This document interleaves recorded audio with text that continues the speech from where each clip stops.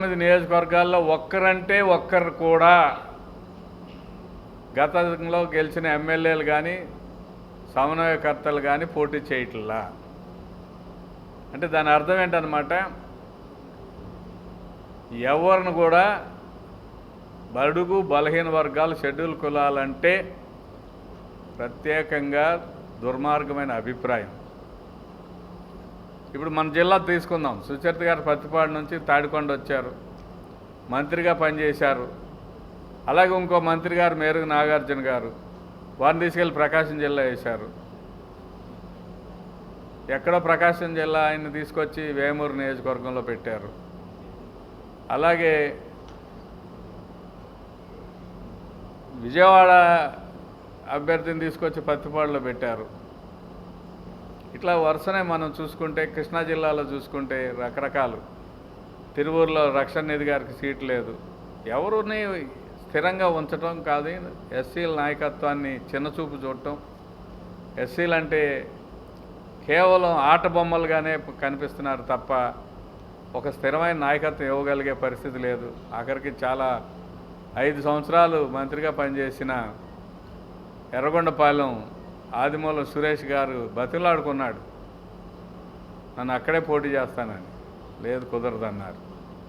మరి బ్రహ్మాండంగా చెప్పుకున్నారు ప్రజలందరూ కూడా. హోమ్ మినిస్టర్గా పనిచేసిన సుచరిత గారు మారిపోయారు. ప్రస్తుత హోమ్ మినిస్టర్ శ్రీమతి తానేటి వనిత గారు, ఆవిడ కాన్స్టిట్యున్సీ కూడా మార్చేశారు. నేను చెప్తున్నాను, దళితులు అంటే వైసీపీకి జగన్మోహన్ రెడ్డికి చిన్న చూపు, విలువ కూడా లేదు.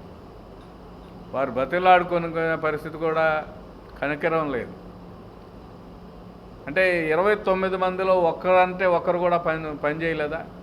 మా నాయకులు ఎవరు కూడా, సరే తోటి దళిత సోదరులే, వేరే పార్టీలు ఉండొచ్చు, కానీ ఉప ముఖ్యమంత్రి కూడా పనిచేయాల, హోంమంత్రి కూడా పనిచేయాల, మున్సిపల్ శాఖ మంత్రి కూడా పనిచేయాల. అంటే దాని అర్థం ఏంటన్నమాట, మీకంటూ వ్యక్తిత్వం లేదు, మీకంటూ విలువ లేదు. నేనేం చెబితే అది మీరు చేయాలి తప్ప మీరు బలం పెంచుకోవటం కానీ ప్రజల్లో మధ్య తిరిగి మీ యొక్క వ్యక్తిత్వాన్ని పెంచుకోవటం కానీ చేయటానికి వీలు లేదని దళితుల మీద ఒక ప్రత్యేకమైన ఆలోచన, విచిత్రమైన ఆలోచన ధోరణితో జగన్మోహన్ రెడ్డి గారు వెళ్తున్నట్టుగా కనిపిస్తోంది. ఇక రాష్ట్ర వ్యాప్తంగా చూసుకుందాం. మన ఎంపీ అభ్యర్థిగా మొట్టమొదటిగా ఉమ్మారెడ్డి వెంకటరమణ గారు, తర్వాత ఇప్పుడు ఫస్ట్ అంబటి రాయుడు గారు క్రికెటర్ని తీసుకొచ్చి 3 నెలలు తిప్పారు. తర్వాత ఉమ్మారెడ్డి వెంకటరమణ గారు, తర్వాత కిలారి రోషయ్య గారు. మరి ఈయన కూడా ఉంటారు లేదో తెలియదు. సో ఇక్కడ పరిస్థితులు అవి. చాలా దారుణమైన అంశం ఏంటంటే, నేను ఎంతో వ్యక్తిగతంగా పార్టీ పరంగా బాధపడుతున్న అంశం అంటే ఎస్సీలు, ఎస్టీలు, బీసీలు, మైనార్టీలు వీరందరూ కూడా బాధితులే, జగన్మోహన్ రెడ్డి బాధితులే.